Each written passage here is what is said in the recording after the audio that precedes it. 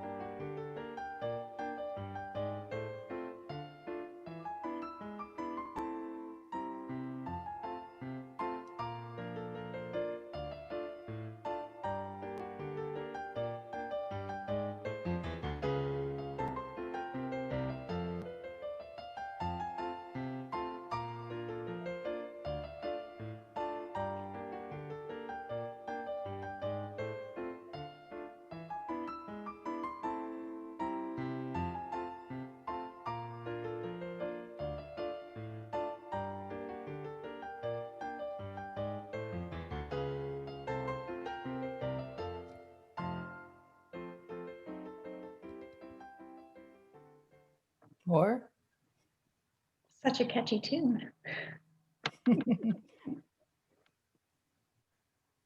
so we ready yet, or should I just start it again? I'll just make some reminders. Hello, my name is Michelle Long, and I serve on the board of directors for Clearwater Audubon. Our panelist tonight is Dale Gogol. She's our field trip chair. And obviously, with recent limits placed on our in-person events and meetings, we are pleased to be able to continue to bring you quality programs.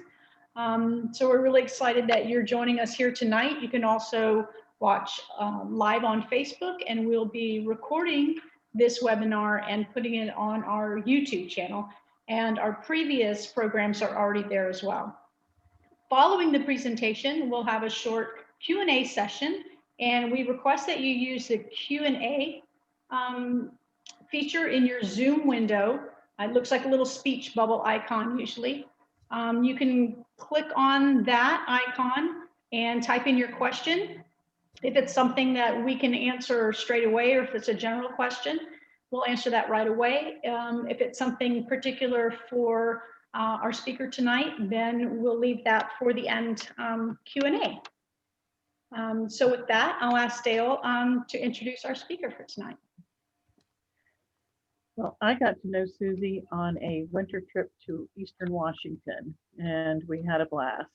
And but more formally about Suzi, Suzi worked for 28 years in the information technology field as a programmer, systems designer, and various management positions. Post early retirement, she went back to college and then for a few years taught humanities courses part-time at local colleges, including Osher Lifetime Learning Institute at Eckerd College. She traveled a lot, and will again once it's safe to visit her 3 kids' families and to combine her bird photography hobby with nature tours in the US and other countries. Take it away, Susie. All right. I'm I'm going to first stop my video. I'll be referring a lot to my notes and I just don't want to distract you here. So the first person known to discover the Galapagos Islands was Thomas de Berlongo, who's the Bishop of Panama, and he was sent in 1535 to Peru to settle dispute over the division of territories after they had conquered the Incas. But the wind stalled and a very strong current brought his ship over 600 miles west and he landed west of the continent and he landed in the Galapagos Islands. So I was fortunate to have gone on 2 different Galapagos adventures. In 2013, I traveled with my daughter, Melissa. She may be joining us late here tonight. And then our friends, Judith Henderson and Janet Hayden. So this is our tour group. And we first had a day trip at Quito, Ecuador. So Ecuador owns and maintains the Galapagos Archipelago as a national park. And Ecuador means equator. So we were at a spot, quote unquote, exactly on the equator. And I'll talk a little bit more about wild side nature tours when we get to that.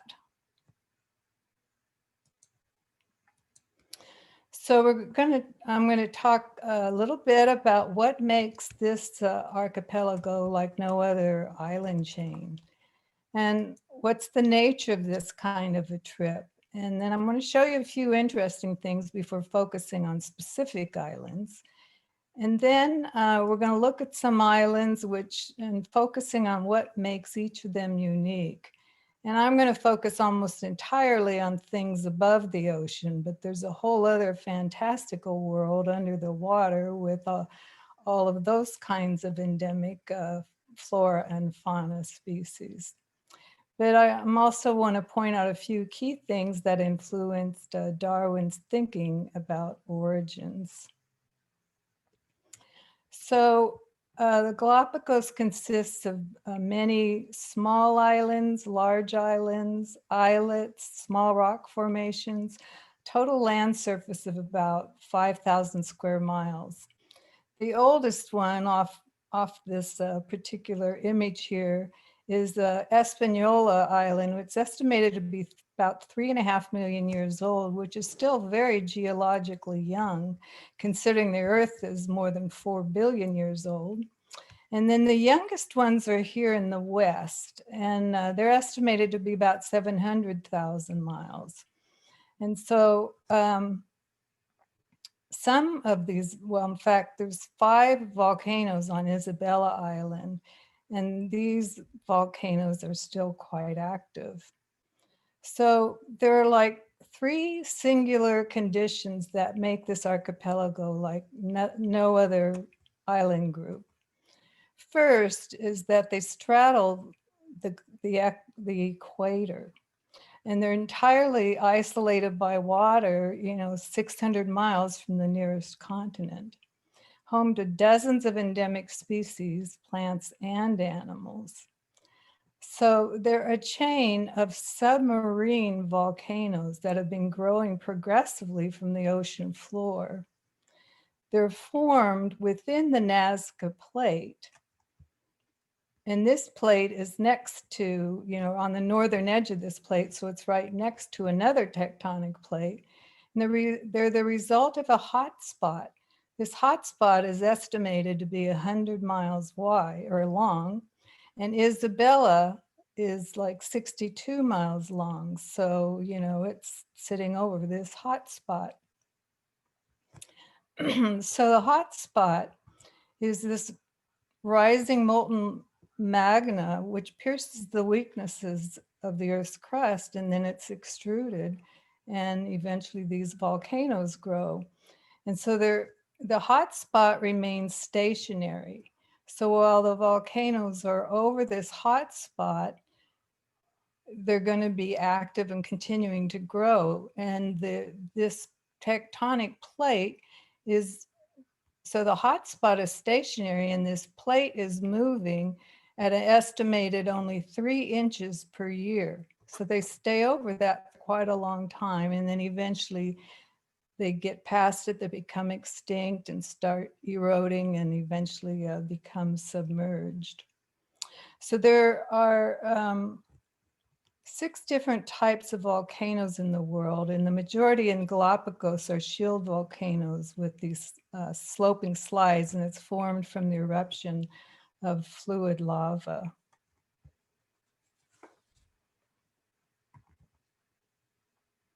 So the third factor that makes them so unique is climate. They are at the intersection of 7 ocean currents and their prevailing trade winds. So, you know, they're not what you think of as a tropical island paradise you'd expect on the equator that would have lots of fern trees and palm trees. But in the lowlands and in the Galapagos, you only see lots of cactus plants. So the weather is determined by these prevailing currents and trade winds. And with these currents, both penguins and fur seals thrive. And where else can you see both penguins and corals at the same place? So there's 2 distinct seasons.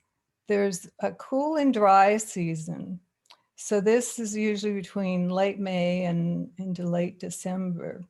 And this is when these southeast winds are bringing very cold water from the deep oceans here up to the Galapagos volcanic complex, pushing that cold, very nutrient-rich water with lots of plankton up into, up into the Galapagos.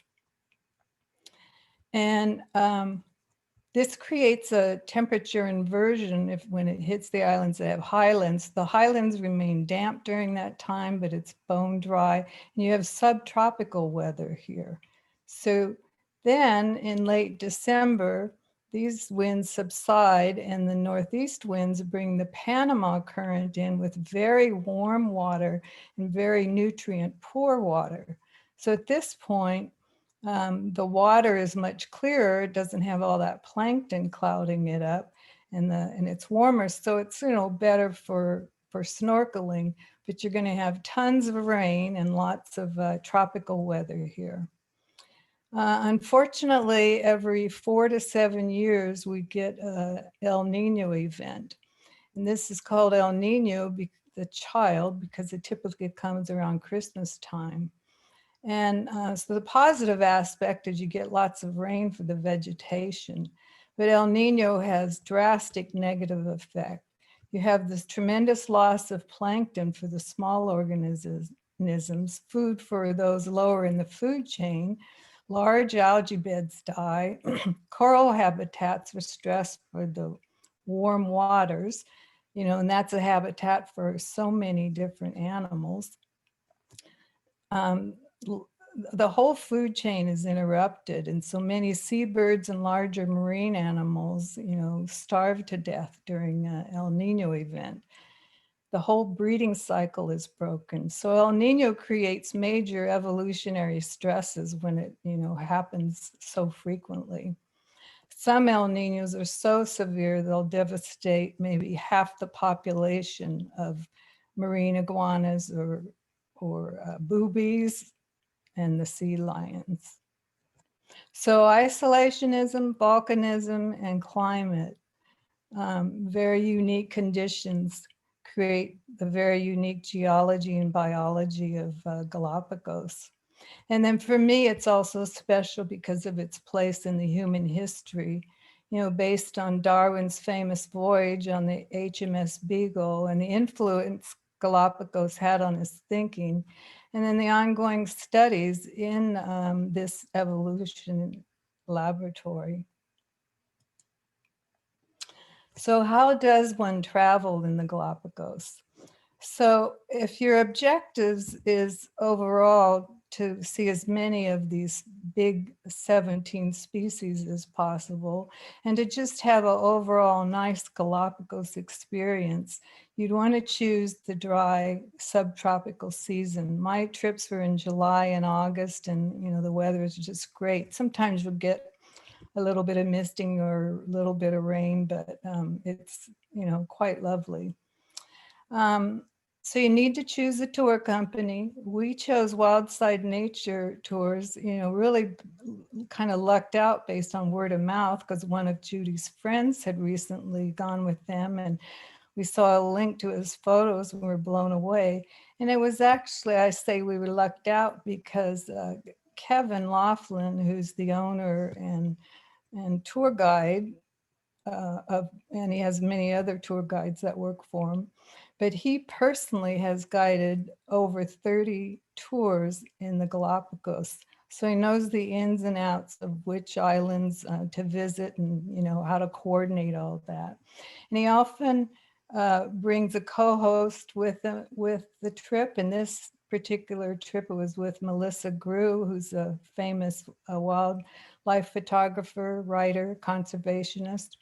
And then you have to have a Galapagos National Park guide be with the group on any island that you visit. So he travels with us. We really get to know him and have a lot of fun with that.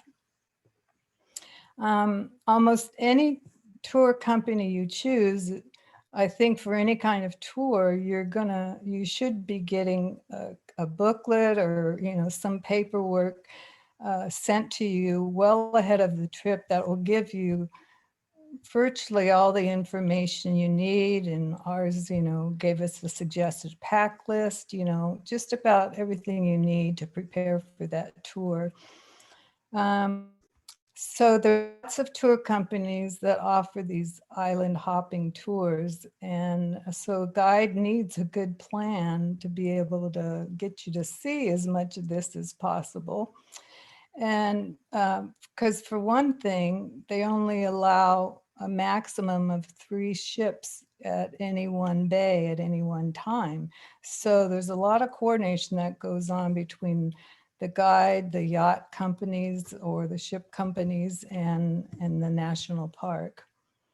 And as far as the length of time, my first trip, I think we spent 7 full days in the islands. We had a day trip, so it depends on if there might be a day trip in Quito, the day before you go to the islands or the day after, and then there's 2 travel days. The second trip was 9 full days in the islands, and I think that trip was 13 or 14 days in total. And so we went on these smaller yachts. I say smaller, I think, some hold up to maybe 25 passengers. I think the first one, ours held 20, and the second maybe was close to 25. Most cabins in these yachts are going to have 2 beds and all have private baths. And there's the large gathering room for eating and relaxing. All meals, snacks, and drinks are on board the yacht, and you can only bring water onto the islands. And I thought the food was, really excellent. And so these yachts or whatever boat you're on, they're going to travel at nighttime because some of these islands are pretty far apart, and that gives you at maximum time to be on the islands, in the daytime. So a typical day, we would have at least 2 island field trips where you're going on hikes or spending a lot of time, at the whatever the visitor center site, had to offer.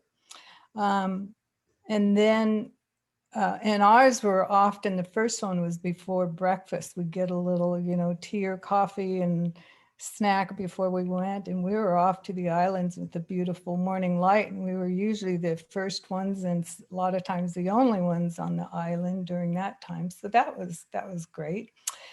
And And then in addition to these kind of field trips, so these are called pangas. The boats carry a couple of them, and that's how you get from the boat or the yacht to the island. And you're either going to have a wet landing if you're on a beach where you actually get out of the boat, you know, in the water right by the beach, and there's lots of help getting in and out and on, you know, onto the sand, or where there's a place to dock where you can actually get up onto a rock platform or something and you know, go from there, and then that's a dry landing. But you know, you know well ahead of time to prepare for that. So then some days there's snorkeling opportunities, and then we go in these extra panga rides too, which were really great because, you know, you see a lot on the island at these visitor centers, but a lot of times you see a lot of really cool things. There's all these cool rock formations that might be nearby, or another nearby little islet, or just around the sides of the island, you'll see different unusual things. So the trails were mostly easy. The walking stick is advised to bring along. I, you know, found a great folding one, and definitely helped me on a couple of the trails, and then walking on recent lava flow. Just in general, it's a fabulous feeling being on the islands. Each island has its own character, and you get so close to the animals and birds without disturbing their behavior. The very first time I was on an island, it was a small beach, and just kind of taking everything in. There was lots to see. And then this little Galapagos yellow warbler came flying toward me, and he landed right like a foot away from me, and just, you know, was kind of walking around doing his own thing. I was definitely no threat to him, and it just was kind of took me by surprise, even though I was told they were very tame. So anyway, let's start seeing some stuff. So we did a day trip on both of my tours where we went to Guanga Lodge. So this is near Ecuador. And this is at an elevation of 9,000 feet. I need to make you be aware that Quito itself is at 6,000 feet. So coming from Florida, you do need to guard against altitude sickness if you're going to spend a day or two in Quito before you go to the Galapagos. So Ecuador has 130 plus hummingbird species, and at Guanga Lodge, about 14 species regularly show up, and it's a fun challenge, you know, always to try to photograph hummingbirds. And in this case, they're dark because they're in these hummingbird feeders with lots of trees all by them. But the only one I'm going to make note of is the sword-billed hummingbird. Has the longest bill in relation to its body size of any bird in the world. You know, it's longer than the rest of its body, excluding its tail. So other bird, the masked flower piercer almost always would show up. And on the second trip, we had a nice turquoise jay come along, and they feed you a great lunch there. So the only snake in the Galapagos Islands is the endemic racer snake. And I'm showing this video. This is filmed on Fernandino, which is the youngest island. And I just think it's interesting. So this is a marine iguana, because it shows that some of the islands are still quite wild. And I promise there's no killing or maiming in this short video. You're going to recognize David Attenborough's voice with the narration.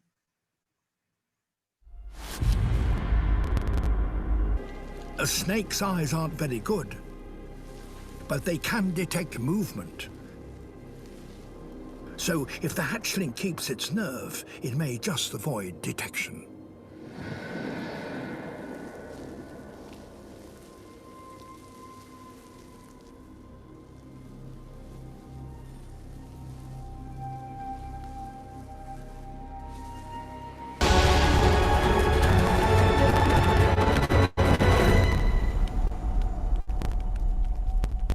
near miraculous escape.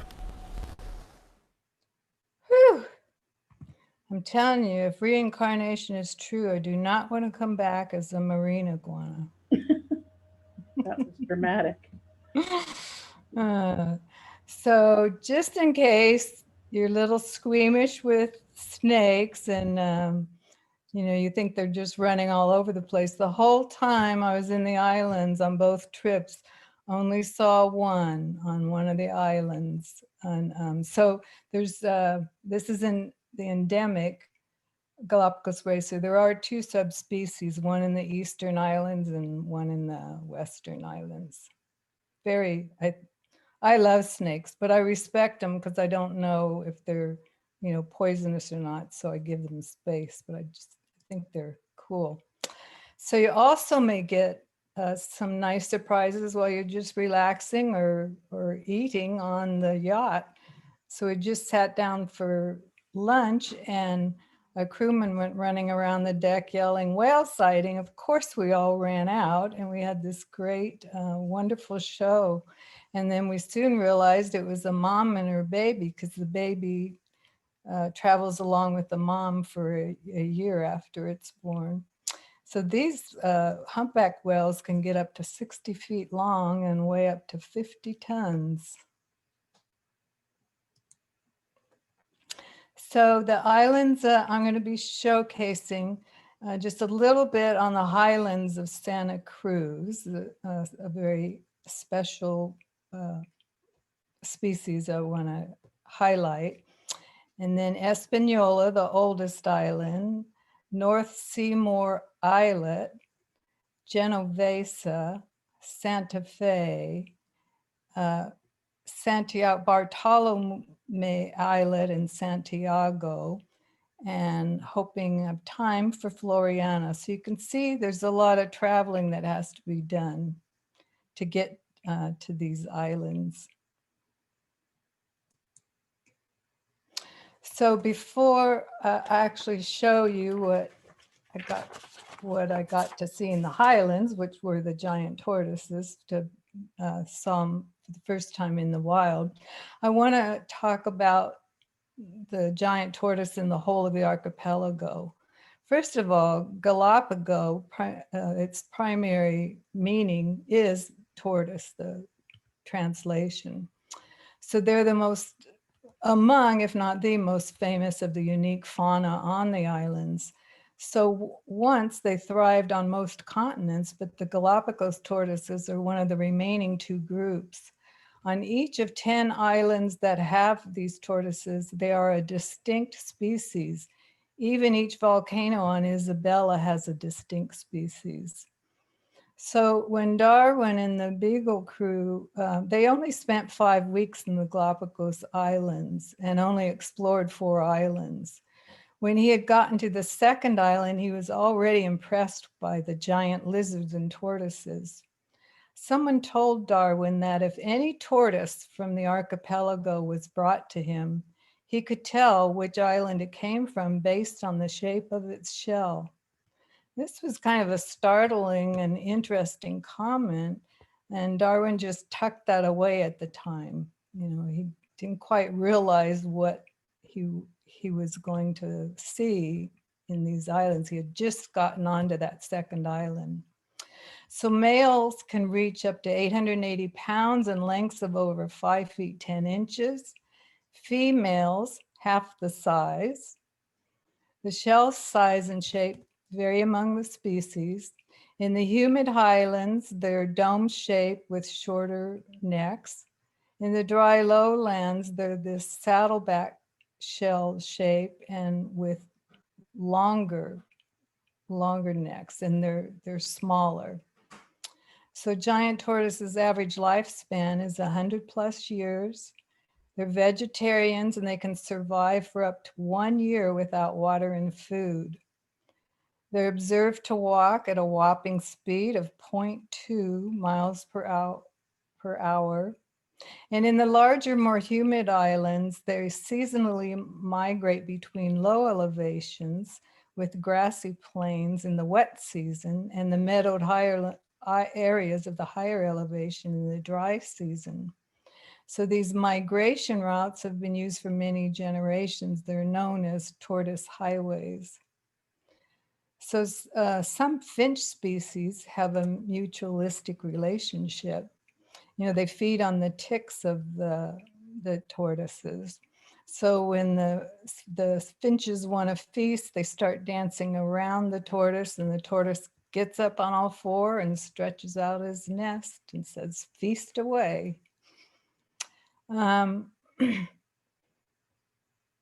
So sadly,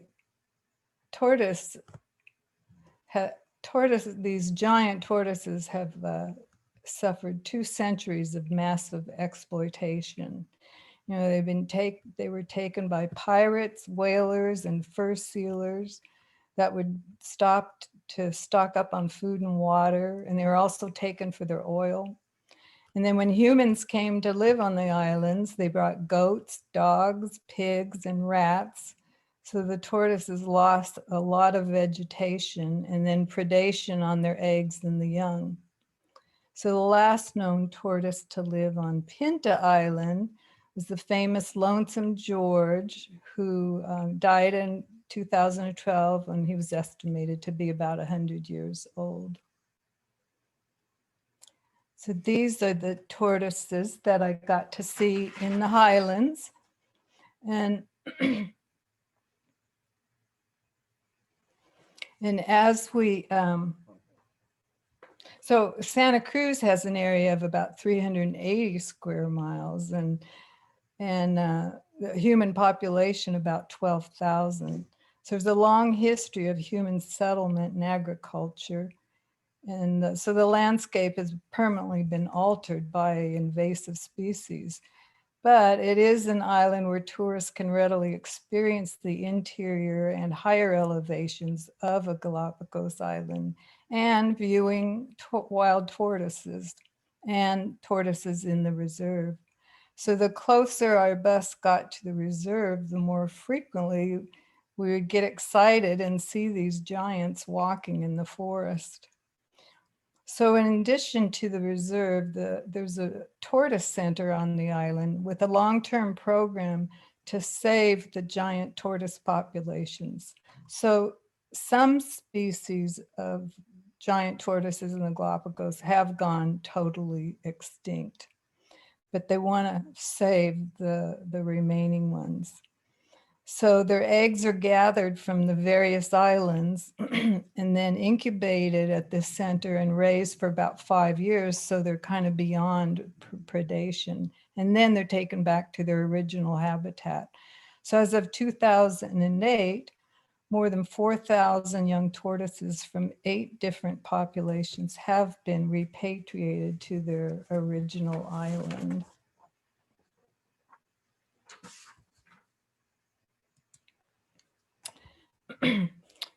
So this is Espanola Island, also known as Hood Island. It was originally, the island names get confusing because they're usually have been originally named one thing, and then sometimes they get a second or third name.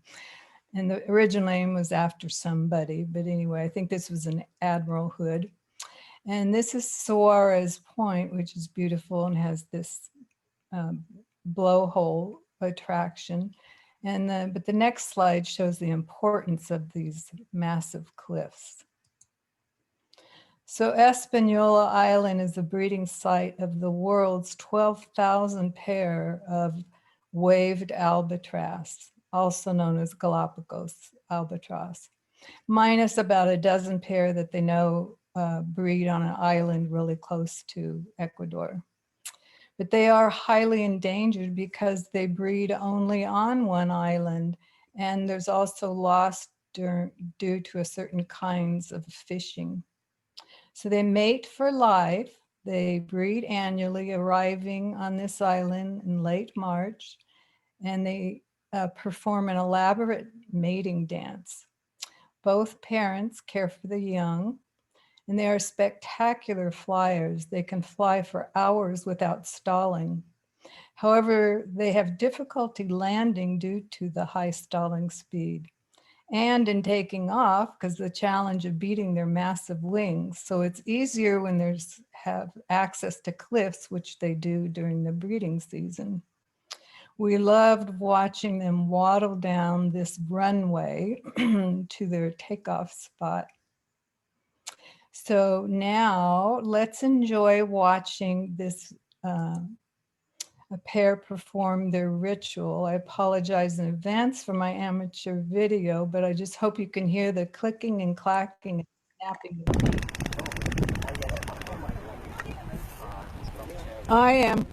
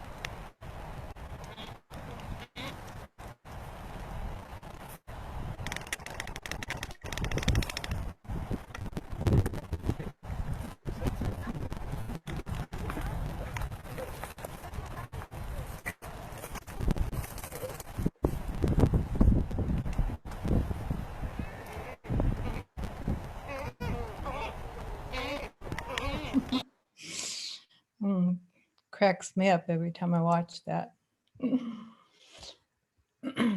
So still at the seashore are seabirds, a red-billed tropic bird, the endemic swallowtail gull, and Nazca boobies also breed on this island, as well as other Galapagos Islands. And I'll talk more about the swallowtail gull. So turning now our attention to land birds on Espanola, the endemic Galapagos dove. Now this is one species that they are wary of humans because when humans came, these were hunted for food. But they are often seen near the coast in the arid zones on many of the islands. They nest on the ground, so their eggs are vulnerable to the introduced rats. This is the Galapagos subspecies of the yellow warbler. And then there's the endemic lava lizards throughout Galapagos. And there's 7+ subspecies of them. Espanola has the largest one. This is a female, has the reddish coloring on its head and neck.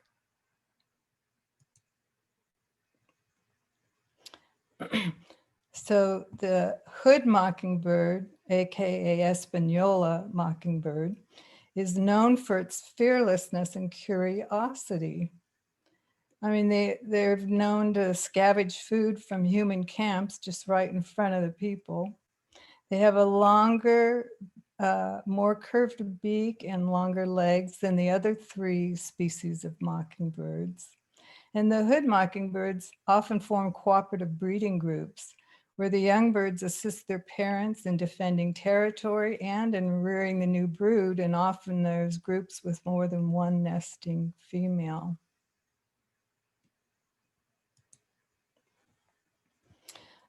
So Charles Darwin's first field note on a bird of the Galapagos Islands was to prove historic.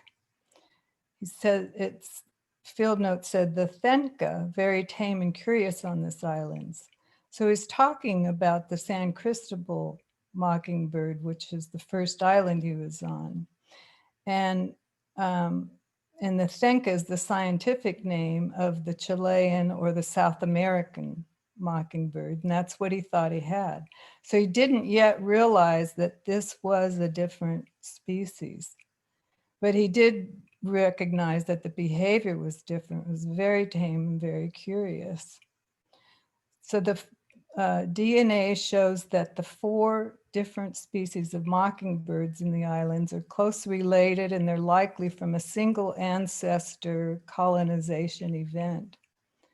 The Galapagos Mockingbird is on several islands, but not on the 3 that have their own unique species. Darwin was not on Espanola, so he didn't see the hood. Sadly, mockingbirds on Floriana Island itself are now extinct, and they're found only on 2 inaccessible nearby islets. So I was able to get this picture when we took a panga ride to Champion Islet.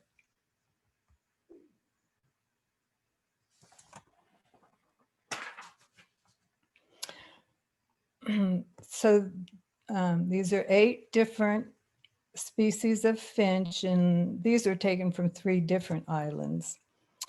And so probably most, if not all, high school biology books mention Darwin's 13 plus species of finches as an example of adaptive radiation, which resulting from one ancestor species. So each species of finch has a distinctive beak size and shape and feeding behavior, specialized to a specific habitat niche. 2 finch species use twigs or cacti spines to extract insect larvae. So Darwin had sent specimens of animals and plants back to England throughout the 5-year journey. He had spent 4 years in exploring South America before even arriving in the Galapagos. This caused quite a stir and a lot of interest in the scientific community. At first, he had not carefully noted from which island, the finch-like birds were captured. But he did so very carefully after his observation of mockingbirds and realized he had different finches. But he didn't even recognize some of them as finches. Some birds he sent back he labeled as warblers, and some tanagers. So when he returned home, he turned to London's leading ornithologist, also famous for bird illustrations, John Gould, for help with identifying the birds. Gould had surprising news for Darwin. Darwin thought he had about 6 different forms of finch, and Gould found 13. So Gould's species classification helped Darwin connect location and habitat niche with speciation. It was a catalyst for his theory of origins by natural selection.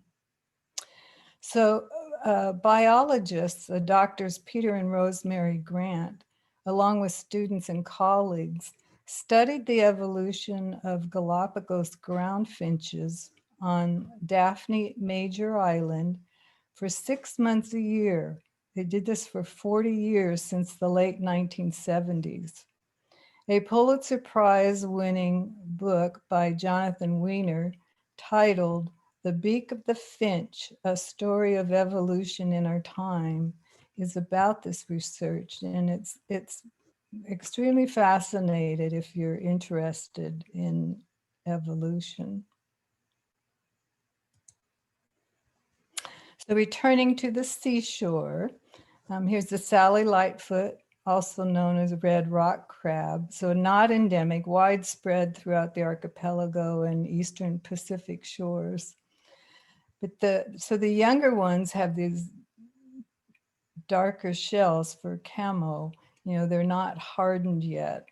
So they molt like all crabs throughout their life. And as each molt, on each molt, the shell gets stronger and they become brighter and more colorful. So becoming flashy and sexy is their priority as they age.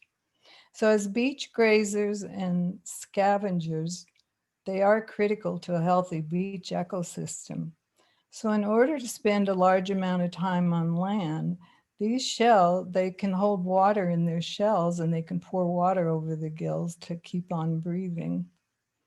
They're extremely agile, which they need to be because there's a wide range of predators, including rats, cats, and dogs. And then the hermit crab can also be seen throughout the islands.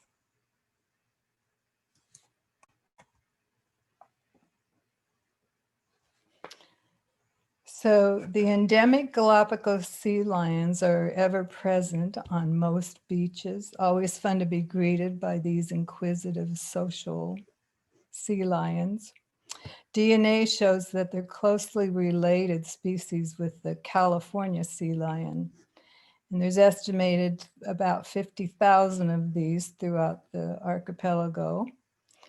Full-grown males can weigh up to 550 pounds.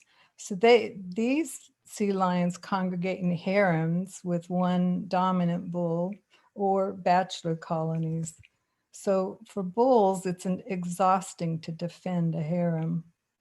Once a year, the females give birth to single pups, which they rear for 1 to 3 years. And they take them to nurseries, which is watched over by one female, and while the mothers go fishing. And then the bulls join in defending the nurseries from the sharks.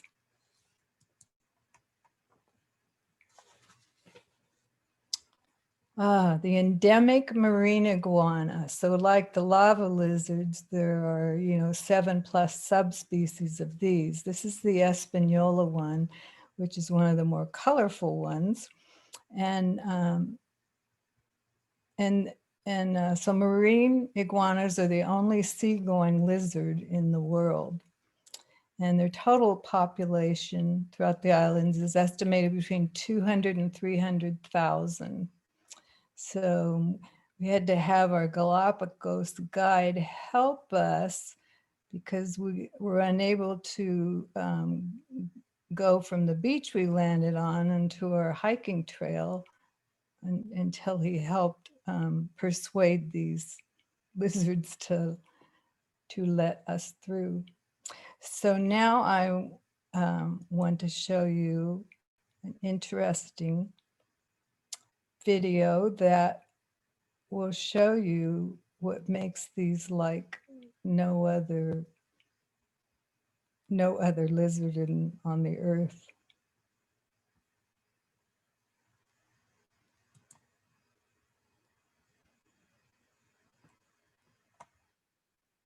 At dawn, the cold-blooded iguanas thaw from the night's chill, absorbing the heat of the equatorial sun. When they've warmed, the coastline of Fernandina comes alive. On this island, food is scarce. And the only way to find it involves a mission that seems suicidal.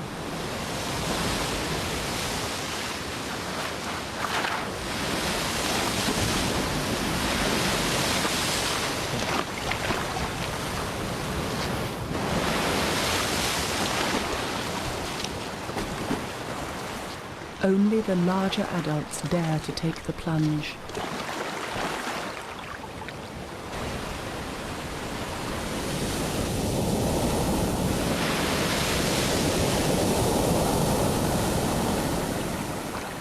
Marine iguanas are strong swimmers. With a single breath, they can comfortably dive to 30 feet.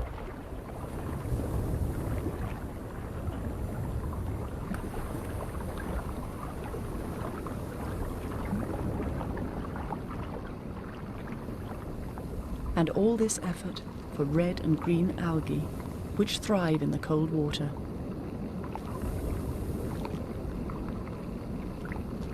Marine iguanas are the world's only sea lizards, but when their distant ancestors were washed ashore in Galapagos, they were land animals. To survive, they were forced to tackle the ocean.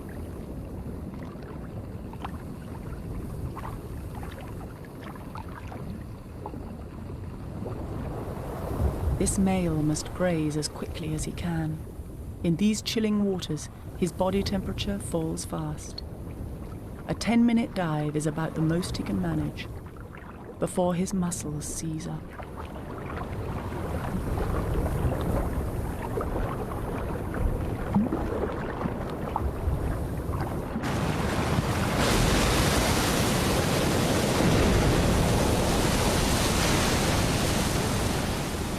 Fighting the surge back to the shore, is a Herculean task.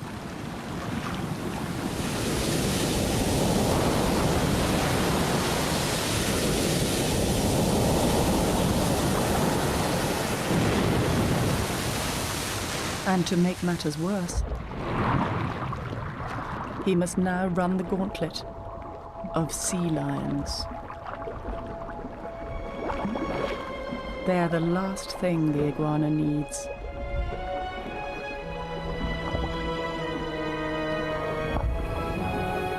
No harm is meant. It's nothing more than a rather one-sided game of cat and mouse.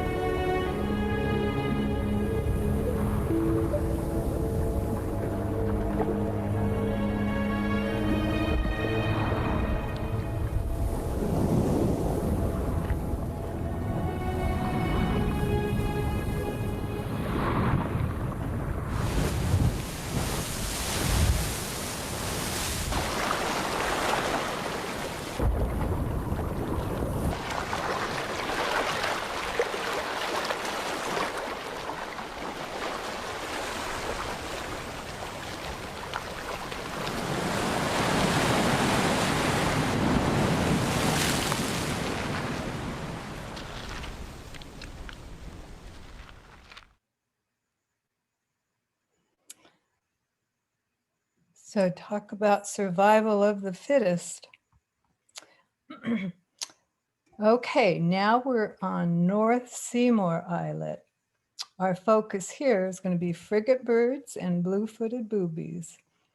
So this is a small, less than a square mile little islet. It's not a volcano which has a crater or vent. It's formed by the uplift submarine lava formation covered with this low bushy vegetation.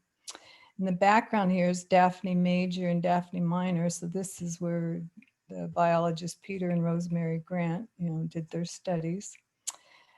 Oh, this is the Galapagos subspecies of our brown pelican.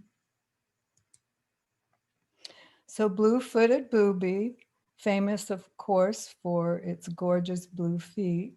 So their mating ritual consists of the male showing off his gorgeous blue feet, and he does a lot of sky pointing. So the female boobies are slightly larger than the males, and this female seemed to be enjoying his display. So they are monogamous, but have the potential for being bigamous. Half the world's breeding pairs nest in the Galapagos. So this baby in training, I think I was watching him about 20 minutes, just, really entertaining himself. And the parent was on a nearby rock watching closely. These are just different plumages of juvenile stages.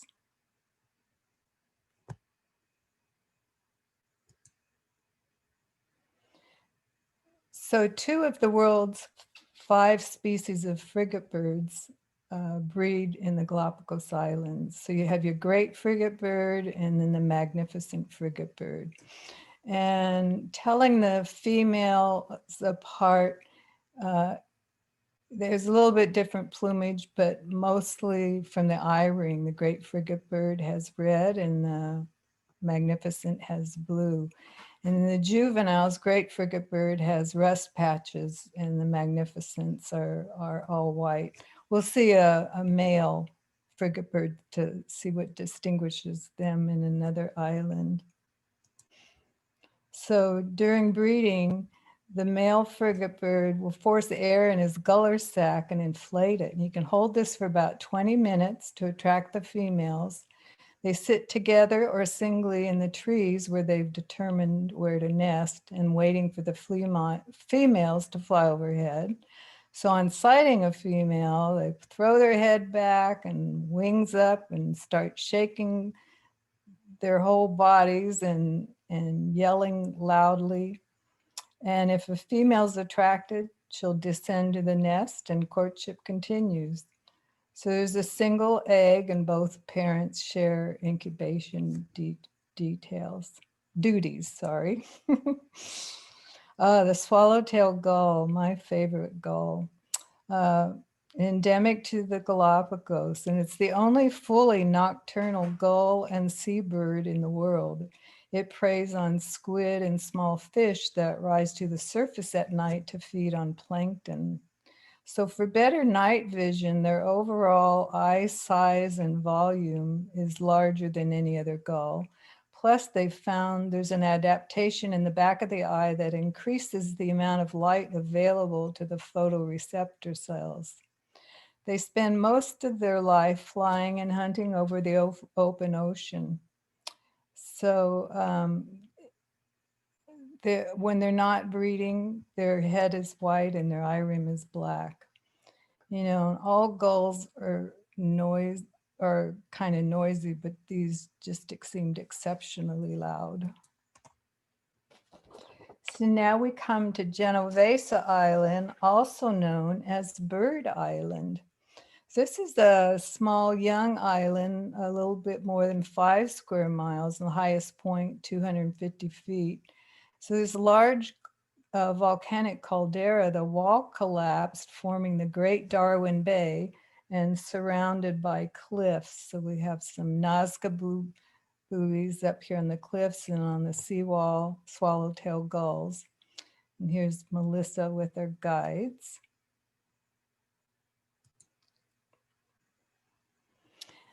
So red-footed boobies, so they're not endemic, but these populations do not migrate. They stay in the same area year-round. So these are the smallest of the 3 boobies. They tend to pair for a few seasons, but not necessarily for life. They also have rituals for attracting a partner. Notice here some gift giving. So these boobies nest in a bush or in a tree, whereas the other 2 boobies nest on the ground. There's only 1 blue egg, and they both parents incubate. So they come ashore only to breed, and their colonies can be quite large, in the hundreds. There's an estimated 200,000 that live in Genovesa. And there's 2 other Galapagos Islands that have smaller populations.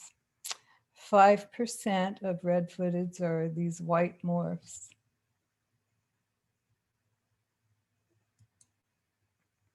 So here's the male great frigate bird. So you can see on the magnificent and certain light, you can see kind of a purplish sheen, but these guys have this beautiful blue-green sheen to them. And the juveniles have the rust patches.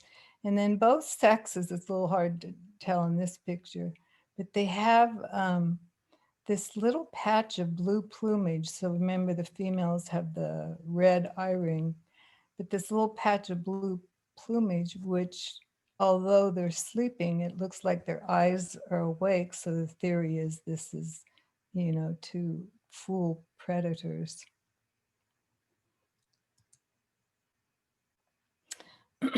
So the Nazca booby is the largest, and a pair will often remain together for life. They were considered a subspecies of the masked boobies until 2002, and they do live throughout the eastern Pacific coastline in both South and Central America and in the Galapagos. By the way, the booby name comes from the Spanish bobo, which means foolish or clown, you know, based on their rather clumsy looking movement on land.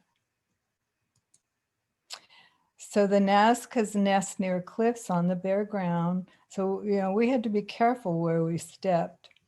And boobies do not have a brooding patch. So they use the skin of their bare feet, webbed feet, in order, you know, in addition to heat transfer from the breast. So their feet are highly vascularized, and more so during the nesting period. The female will often lay 2 eggs 5 days apart, so they undergo the unusual process called obligate siblicide. So the first chick is born, and 5 days later, the second, and the first one drags the younger, smaller sibling out of the nest. This juvenile seems larger than the parent, so fluffy. The endemic subspecies of the short-eared owls, the Galapagos short-eared owl. So frequently with Galapagos endemic subspecies, their coloration is darker and they are smaller than their mainland counterparts. These guys can hunt much larger birds than themselves. For example, they'll surprise the boobies by striking them on the back of their neck. And they've developed a unique hunting behavior on Genovesa at a colony of storm petrels, which nest deep in tunnels on lava rocks by the seashore.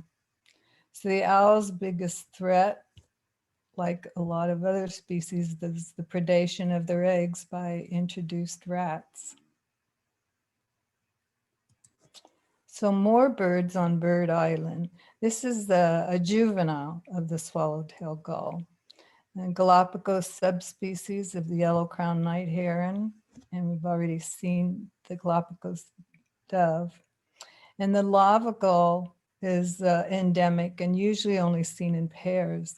So according to Galapagos Conservancy, this is thought to be the rarest gull in the world, found only in the Galapagos, with a total population of just 300 to 600 individuals.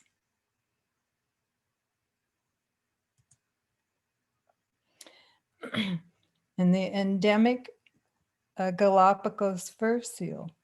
So both sea lions and fur seals belong to the family of eared seals. Compared to sea lions, these are smaller with broader necks and shorter heads.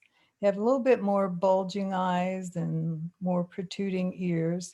They have a lot longer front flippers, so this helps them in climbing rockier ground. Biggest difference is in the much thicker coat, but they're less likely to be seen by visitors because they prefer this rockier ground and shaded areas, which are usually on the sides of the island. So thus the wonderful benefit of doing these panga rides.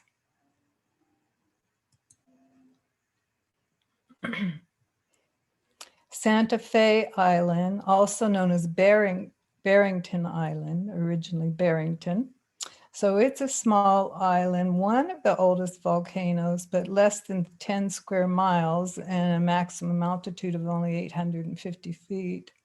So what sets Santa Fe apart are these gigantic Opentia cactus forest, so also known as prickly pear. So there's prickly pear throughout all the islands, but you don't see these giant trees on the other islands. And this beautiful sesuvium ground vegetation. So this is green during the rainy season and then turns oranges and purples in the dry season. And these weathered cliffs are a haven for swallowtail gulls, red-billed tropic birds, and petrels. So the land iguanas, they eat mainly the flesh of the prickly pear. There are 3 species endemic in the Galapagos Islands. There's the Galapagos land iguana, endemic to 6 islands. The Barrington is only on Santa Fe Island. And then there's a very rare pink land iguana that's critically endangered, and it's endemic to only one of the volcanoes on Isabella and wasn't even discovered till toward the end of the 20th century. So land iguanas are more than 3 feet long, and males can weigh up to 30 pounds. At night, they sleep in burrows that they've dug to conserve their body heat. There has been a severe decline over the last 150 years. Recently estimated that there's only 7,000 individuals throughout the whole islands. You know, various methods, you know, have been employed to save various populations of these guys, including periodic cat control.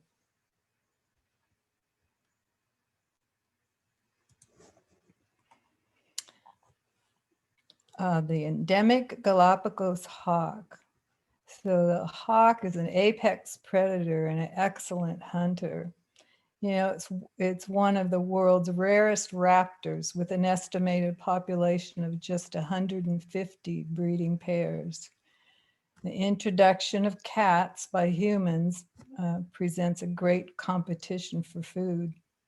But it is a major scavenger and feeds off of carcasses, and it eats sea lion placentas as soon as the mother gives birth. So they know the lion's birthing sounds and are on hand. So that's good for cleaning up the beaches. Remember, these mothers have a pup every year, and there's lots of them. And it's great nutritional value for the hawks. So we were lucky to have arrived at the beach right after a mother sea lion had given birth, but we didn't know that this gorgeous juvenile was flying in, and we were just following this bird, and he led us to this scene.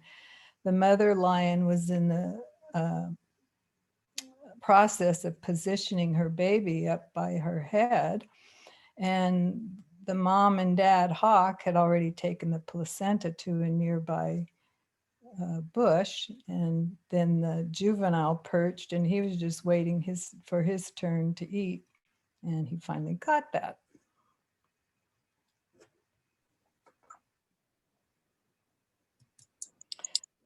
So how often are you able to get this close to hawks in the wild, you know, let alone a whole group of people aiming a large camera at them? So this was after feeding time.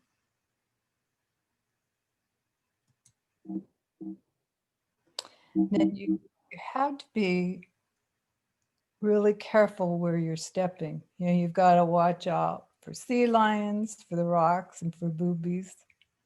And this was my very first time in my whole life of ever snorkeling. And it ended up the only decent picture I took underwater, so it was quite memorable.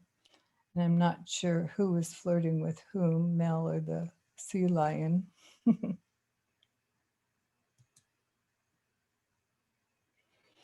So Bartolome Islet is a very small, only half square mile islet, and it has this recognizable feature called Pinnacle Rock, which was featured in the 2003 movie Master and Commander.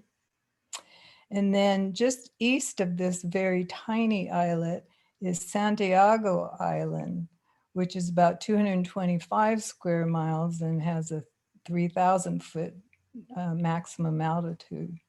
And then Sullivan Bay Visitor Site offers this unique opportunity to walk across a recent lava flow and view this beautiful structural characteristics of the lava up close. So this lava flow occurred in 1904 through 1906, and so that's what we were walking on. So I'm going to show you some views which are taken while walking up to the like 375 foot top of Bartholomew, where you get these magnificent views, and while riding around nearby in Apanga, and then while on Santiago Island.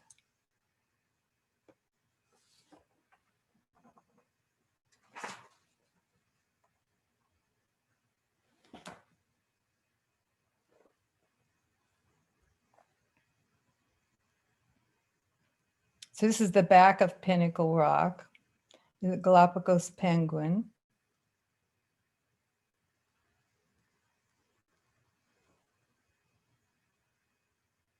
Big rock. It's the beginning of the boardwalk they built to help you get up the walk up to the top. So these are views that you see from the top.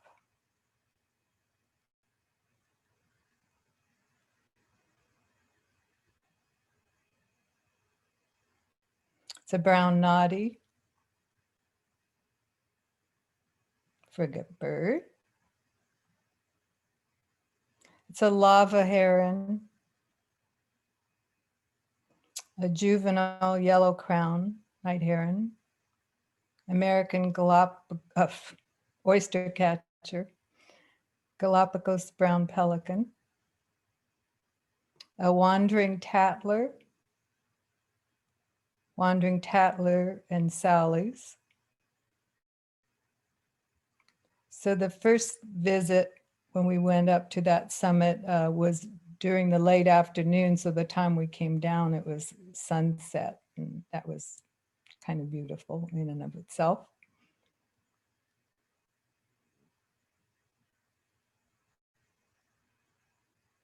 So that's approaching Santiago. So mi amigas and Kevin. It's a marine iguana.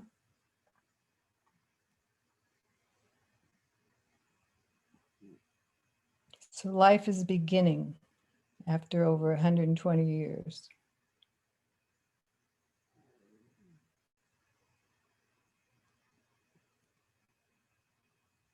Galapagos lava lizard. Mel taking a picture of lizard or plant or the lava.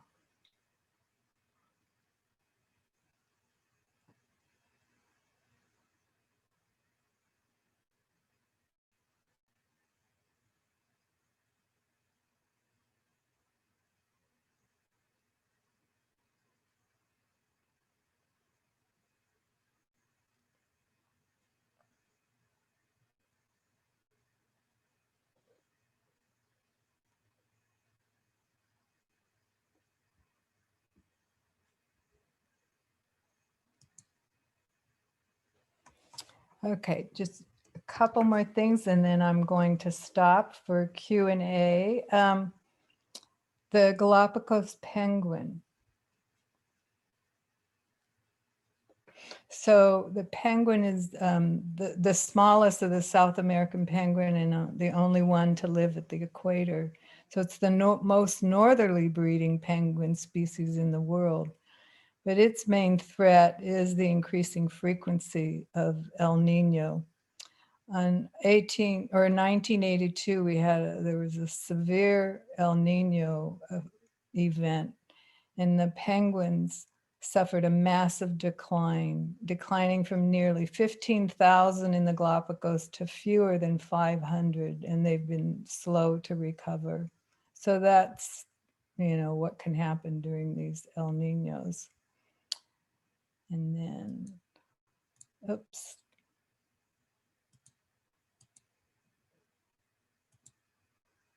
Oh, okay. So I'm going to stop this now. I just had one more island to go, but I think it's a good time to stop for Q&A. Let's see. What do I do?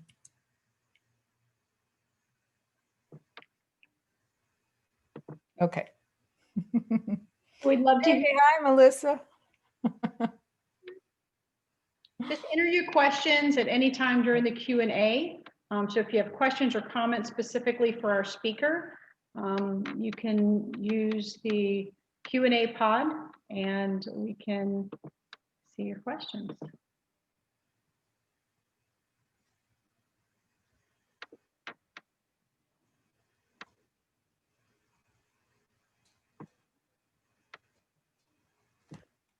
I did have one question from one of our Facebook viewers about, you were talking about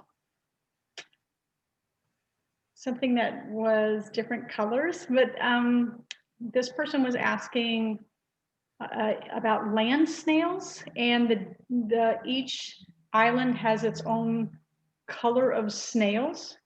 Did you get to experience any of that?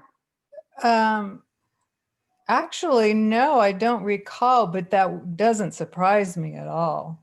you know, what was it I was looking at today that, I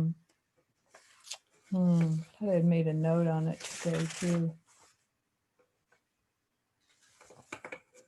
I don't know, but there's like,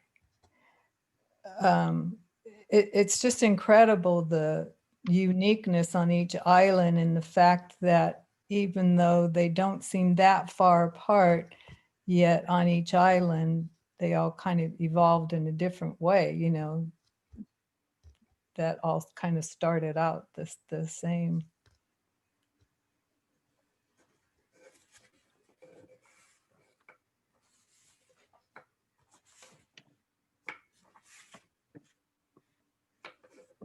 Oh, I know what it was.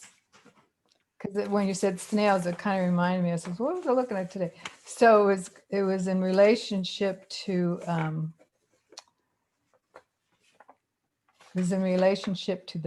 the racer snakes, in that there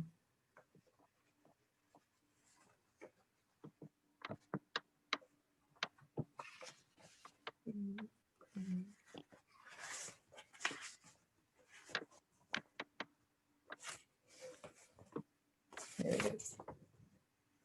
Okay. So there are 150 species of spiders, and 60 of them are endemic, you know, so there's 60 different spider species. And I thought, oh my gosh, there's a whole other world, you know, when you get down to these smaller creatures that we frankly weren't paying any attention to.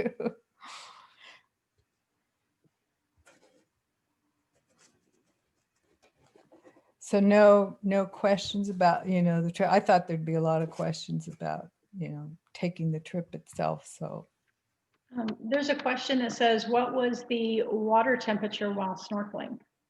oh, okay. Yeah, good question. Because, you know, there's these two distinct climates throughout the year. So the dry climate, you have the cold water, the nutrient waters that are brought up. And I think we were told that the average temperature is 59 degrees. So, you know, you can rent the wetsuits. They have them, you know, on board. I think it's only like $5 for the whole trip. But I brought it along. I was able to borrow like one of those bodysuit things because, you know, and that definitely helped because it was cold.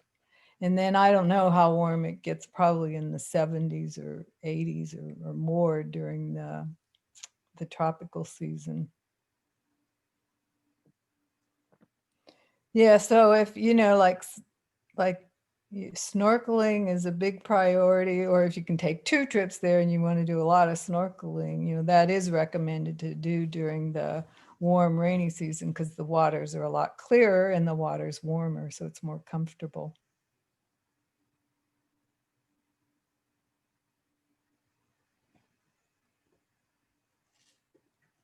You mentioned the species, the lava heron.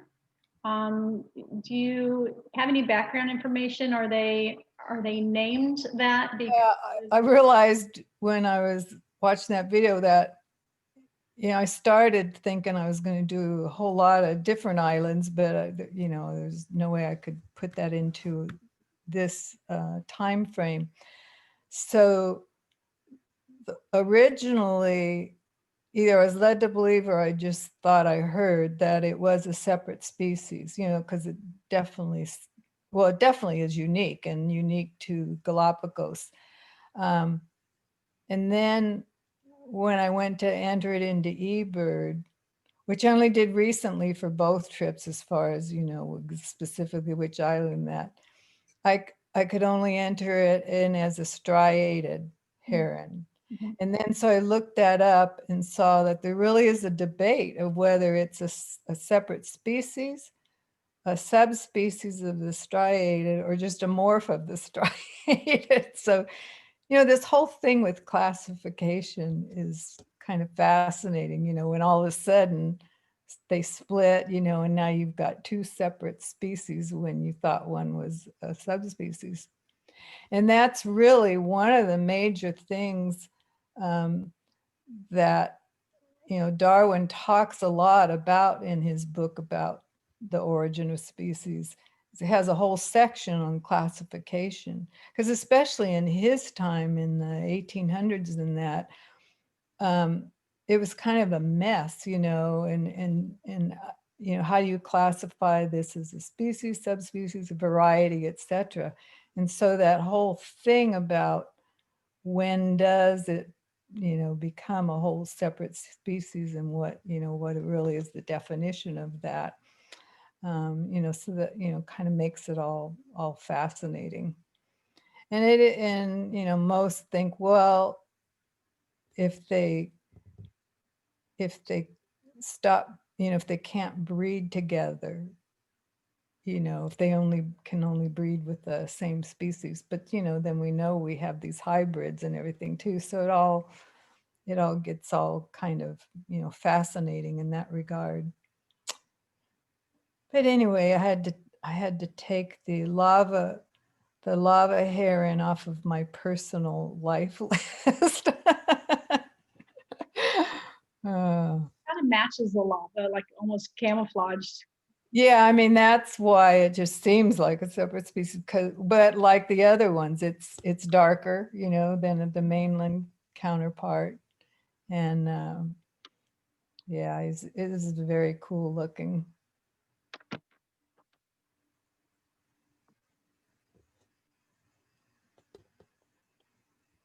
So, no more questions? No more questions. If you come up with a question, you can still type it in. You won't, you know, interrupt anything. So feel free to use the Q&A.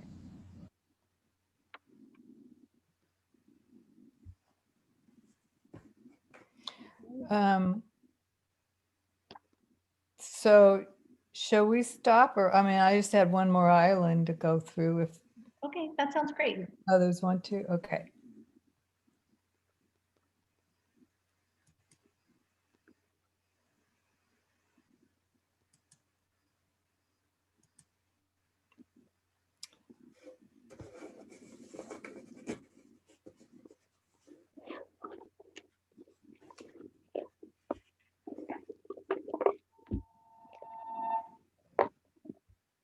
Oh, I just ignore that. It's my landline. I thought I meant to go put that in the back room. I don't even know where it is. I can't see it. Oh well. It'll stop in 4 rings.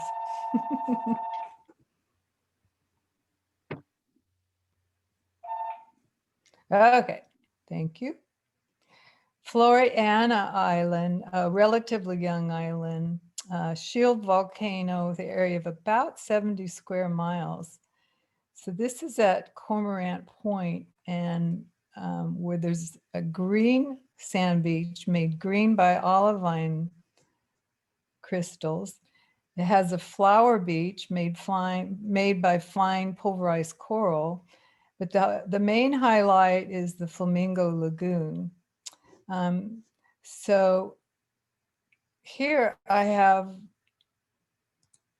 a video of scenes, you know, just because I experienced a lot of beauty on this island. So with this one, you know, I'm sorry there's no background music and there's really not much to narrate, but you can just kind of just see kind of a diversity within one island.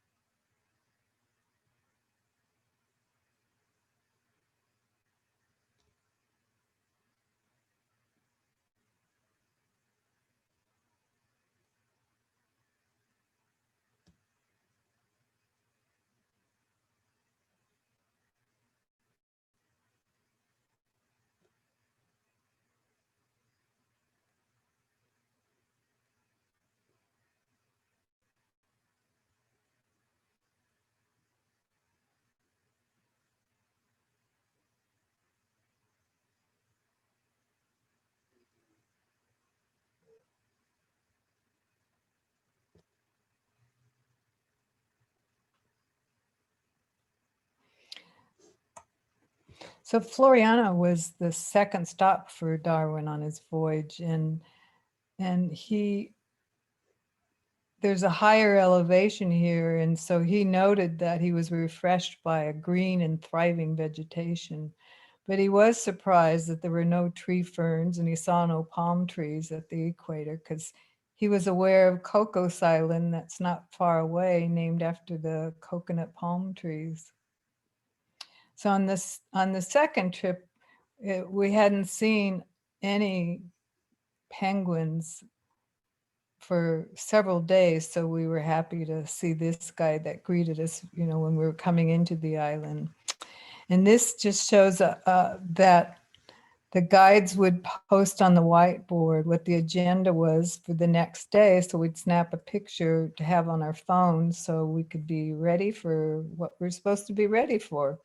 And this is just showing that we had 2 separate panga rides, additional panga rides on this day. And we also had a snorkeling opportunity. And then on Floriana was where we had our best opportunity with the very cooperative Galapagos flycatcher. So they're also known as the large-billed flycatcher, and also Papamoscos by locals. I popped that in a search translator and it came up open-mouthed in English. The Galapagos brown pelican.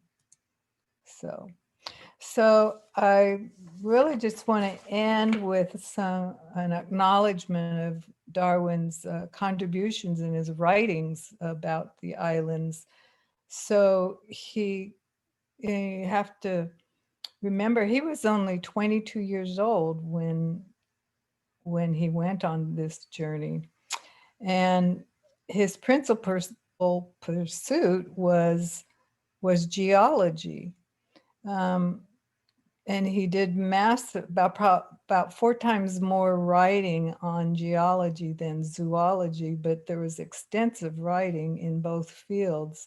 So he'd write in the ship's log, and he did extensive field notes when he was out on the land exploring, and then kept detailed notebooks on his findings and speculations.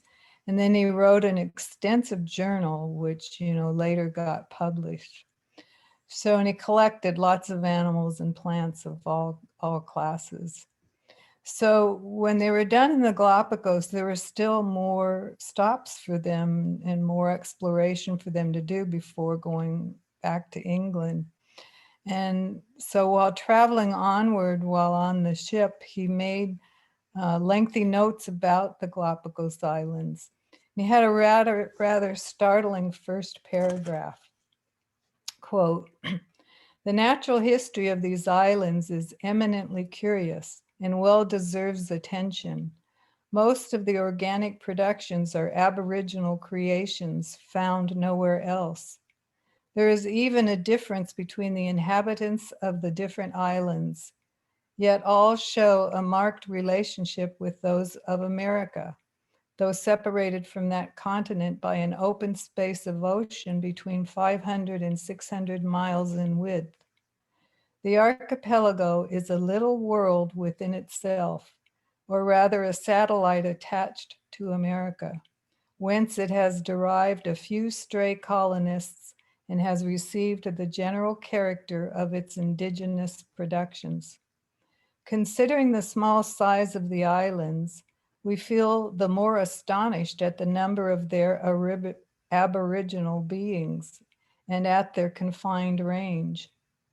Based on the geological nature of the volcanoes, we are led to believe that within a period geologically recent, the unbroken ocean was here spread out. Hence, both in space and time, we seem to be brought somewhat nearer to that great fact, that mystery of mysteries, the first appearance of new beings on this earth." So that's it.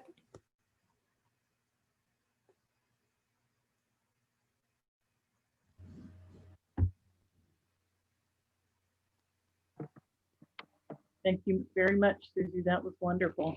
You're very welcome. I hope I get the opportunity to get down there someday. Oh, I hope you do too. I know you'll love it. All right, let's see. How do I stop this thing then? Well, Michelle, you have any closing words? I do. I have a comment from someone in the chat. Susie, if you'd like to take a look at that, that's for you. And then Let's see. There we go. Oh,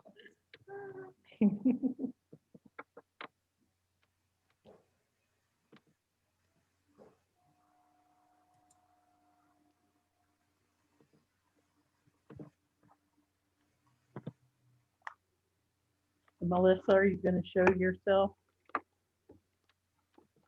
from Nashville?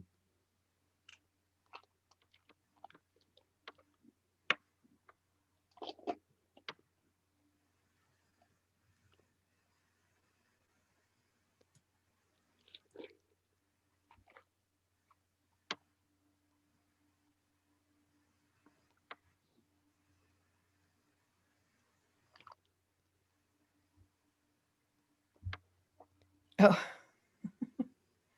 No. Okay, well, that's nice.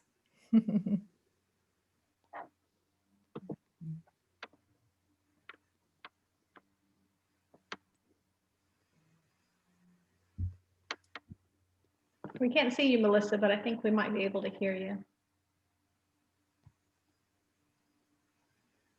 Oh, yeah, I don't have a camera on my screen. Thankfully. I thought I didn't either. Well, I knew I had a camera, but we couldn't get it to work because the turn on thing was behind all my other screens we had. We do have one more question. How do they think the tortoises got on the islands? Well, so the main theory on especially, the land animals is that, and I think they've definitely seen evidence of it, where like huge chunks of land, from the coast of South America with vegetation on it, with an animal on that then, and then with the currents and everything just drifted out there. That was the only thing that makes any sense. I know Darwin, oh my God, it was so fascinating when I that first trip just inspired me to learn more, especially about him and his life. I was just very curious about it all. And I never had read the Origins till after that. But he's had the kind of mind and personality that it was like there wasn't a fact that he didn't love, and